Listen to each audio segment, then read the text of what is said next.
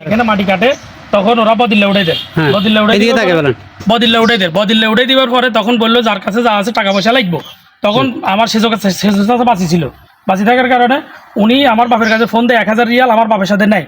নেওয়ার পরে এই সালাম মিয়ার কাছে পরিশোধ করার পরে উনি তখন এই জায়গাটা বললো ঠিক আছে আজকে থেকে তোমাদের। কিন্তু আমার বাবা মারা যায় 2022 সালে মারা যাওয়ার পরে ওরা 2023 সালে এই জায়গাটা রেস্টোরি করে। বাট তার আগে কখনো রেস্টোরি করার কথাও বলে নাই।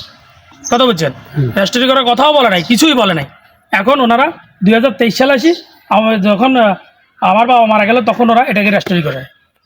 ঠিক আছে, মানে আমার বাবা বাঁচি থাকতে কিছুই বলে নাই।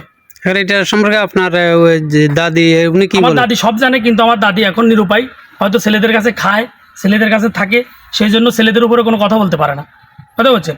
আর সেনাবাহিনী উনি ওই যে আর্মি চাকরি করে সেনাবাহিনীর প্রভাব খাটায়, এখন সেনাবাহিনী দেশ চালায়, সেই জন্য উনি সেনাবাহিনীর প্রভাব খাটায় এখন বিষয়টাকে ভিন্ন খাতে প্রবাহিত করার চেষ্টা করতেছে।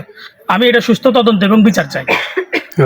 মনে করেন সাবেক আপনার এই যে আওয়ামী লীগের উনি বড় একজন কুখ্যাত সন্ত্রাসী হাশেম, তারপর একজন সেনাবাহিনী আছে, উনি সেনাবাহিনী চাকরি করে। কালকে ওনার সাথে কথা বলছি, উনি বলছে দিদান্ন হাইলে কিছু করবই, মানে সন্ত্রাসী স্টাইলের কথাবার্তা।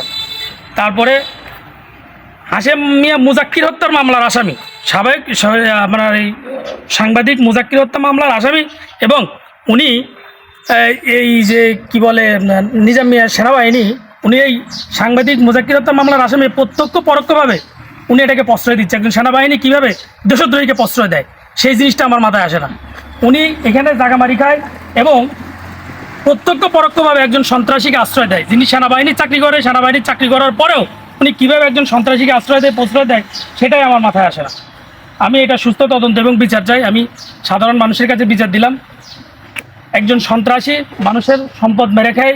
এখানে এমন কোনো লোক নাই কারেন্টের টাকা বেতনও, এমন কোনো লোক নাই গ্যাসের টাকা বেতনও, এমন কোনো লোক নাই ভিখারির টাকা পর্যন্ত মারি গেছে হাশেম মিয়া।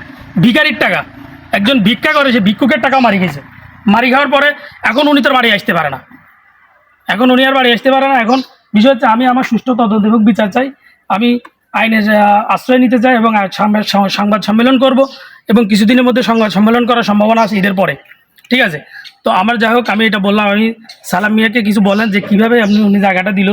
হ্যাঁ, আমি সালাম মিয়ার সাথে কথা বলতে চাই।